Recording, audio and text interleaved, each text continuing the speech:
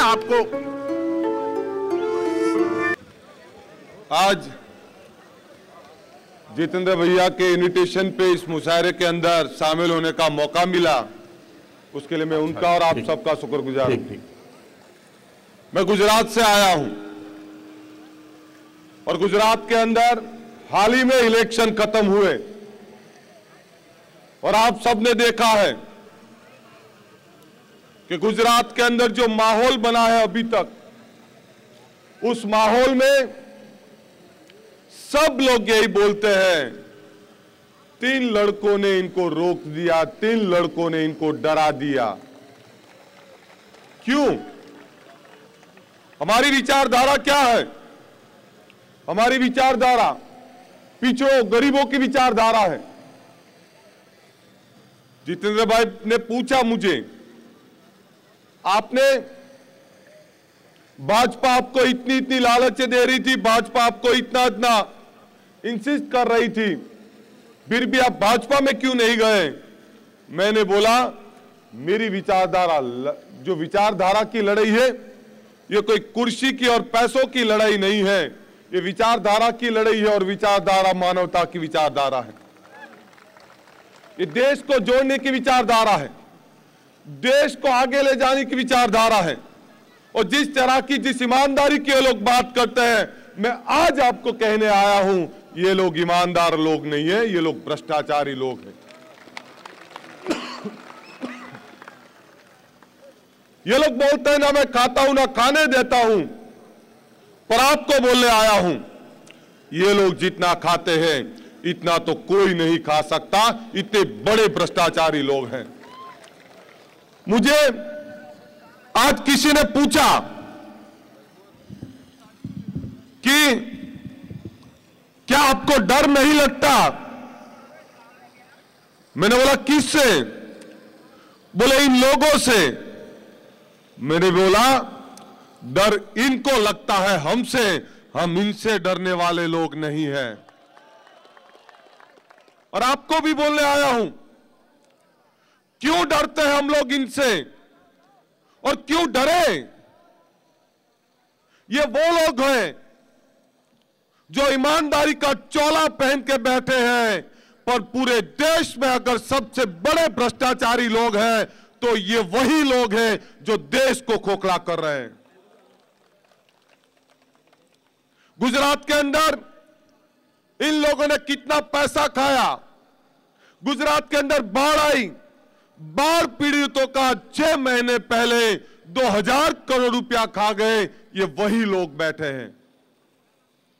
हमसे इसलिए डरते हैं, वो हमसे डरते हैं, हम 3 लड़कों से डरते हैं। क्यों डरते हैं पता है? इसलिए डरते हैं क्योंकि हमारी ईमानदारी, हमारी सच्चाई, हमारी ताकत है। हमारी ईमानदारी से ये लोग डरते हैं। भले ही आज थोड़े से चूक गए हम लोग, ये 9 सीटें हमसे ज्यादा ले आए लोग, थोड़े से चूक गए, पर आपको यह भी वचन देने आया हूं, 2019 में हम नहीं छोड़ेंगे। 2019 में हम घर पे लाके बैठेंगे। और यह भी बात बोलने आया हूं, ये अपने भार से गिर जाएंगे। मैंने बीच में ही बोला 2 साल में ही ये लोग सत्ता छोड़ देंगे गुजरात के अंदर भी, क्योंकि इनकी फितरत बन गई है भ्रष्टाचार करना, ज्ञाति जाति धर्म के नाम पे लड़ाना। वो अब नहीं चलने वाला, क्योंकि हम लोग असेंबली के अंदर बैठेंगे, जवाब मांगेंगे इनसे। अब की बार भी गुजरात के अंदर विकास के मॉडल पे इन्होंने वोट नहीं मांगा। गुजरात को डराया गया, गुजरात को बांटा गया, जाति धर्म के नाम पे बांटा गया, पर फिर भी आज गुजरात इनकी बातों में नहीं आया। ठीक है, अर्बन इलाके के अंदर थोड़े लोगों को भ्रमित कर गए, पर पूरा गुजरात आज जाग चुका है। मैं महाराष्ट्र के अंदर भी कहने आया हूं, नफरत फैलाना, सिर्फ अपनी राजनीति करना, और वैसी राजनीति चाहते हैं ये लोग। गुजरात या महाराष्ट्र टूटता तो टूटे, इनके टुकड़े हो जाए, देश टुकड़े हो जाए, पर उनको सत्ता चाहिए। वो हर बार सबको डराने का प्रयास करते, सबको बांटने का प्रयास करते हैं। हमें प्यार की विचारधारा अपनानी है, जोड़ने की विचारधारा अपनानी है। और कई ऐसे लोग हैं, हम इनसे नहीं हारते, ये हमें नहीं हराते, पर इनके साथ बैठे हुए चंद नुमाइंदे हमारे, वो लालचू नुमाइंदे, वही हमें हराते हैं और उन्हीं की वजह से हम लोग हारते हैं। तो आपको भी ये जानना होगा, जो हमारे बीच बैठे हुए हमारे भाई हैं, उनको भी समझाइए। दलित, माइनॉरिटी, आदिवासी को एक कर दिया हमने। आज गुजरात के अंदर ये सभी वर्ग के लोग एक हैं और आज गुजरात के अंदर सब सवर्ण जाति भी हमारे साथ है। आज पूरा गुजरात एक हुआ है। ये लोग सत्ता भले ही थोड़े वोटों से ले गए, पर सत्ता हमारी संघर्ष की दिशा नहीं है। हमारी दिशा क्या है?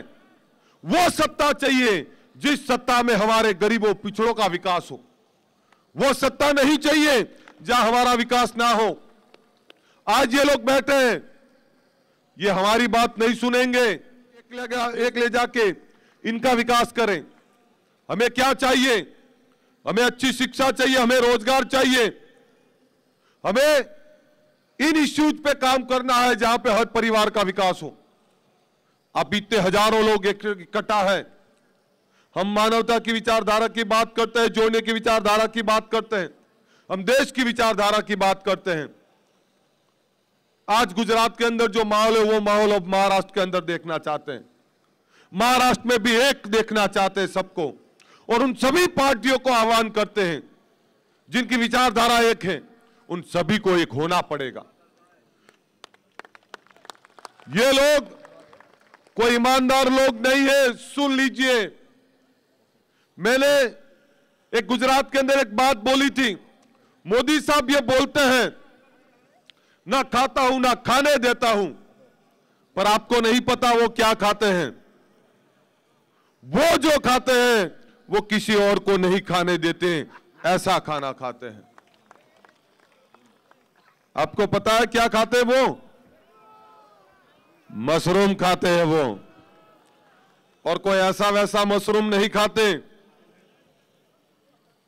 लाखों रुपए का मशरूम खाते हैं, और वो मशरूम देश से नहीं आता, ताइवान, बर्मा से आता है। यह बोलने का मतलब क्या है मेरा? आज गुजरात के हर महकमे के अंदर भ्रष्टाचार हो रहा है। यह मतलब यह है मेरा कि जो ना खाता हूं ना खाने देने की बात करते हैं, उनके सारे लोग गरीबों का खून चूस रहे हैं। वो हर महकमे का भ्रष्टाचार, वो पैसा इतना खा रहे हैं, इतने सालों में किसी ने नहीं खाया होगा, इतना पैसा इनके पेट में भरा हुआ है। ये लोग वो लोग हैं जो ईमानदारी का चोला पहन के बैठे हैं, सबसे बड़े भ्रष्टाचारी हैं। और मैं ये गलत नहीं बोला कि वो मशरूम नहीं खाते, वो चाय वाले की बात करते, वो गरीबी की बात करते। उनको पूछिए तो सही, क्या गरीबी देखी है उन्होंने? गरीबों के नाम पे, ओबीसी, दलित, माइनॉरिटी के नाम पे वोट तो ले गए, पर उनका विकास कितना किया वो भी जवाब मांगना है उनसे। कुछ नहीं करेंगे ये लोग, गरीबों का विकास नहीं करेंगे, क्योंकि उनको डर यह है, अगर गरीब, ओबीसी, एससी, एसटी, माइनॉरिटी, इनका विकास हुआ तो हमारी भ्रष्ट राजनीति, तोड़ने की राजनीति अब नहीं चलेगी, इसलिए हमारा विकास कभी नहीं करेंगे ये लोग। हमें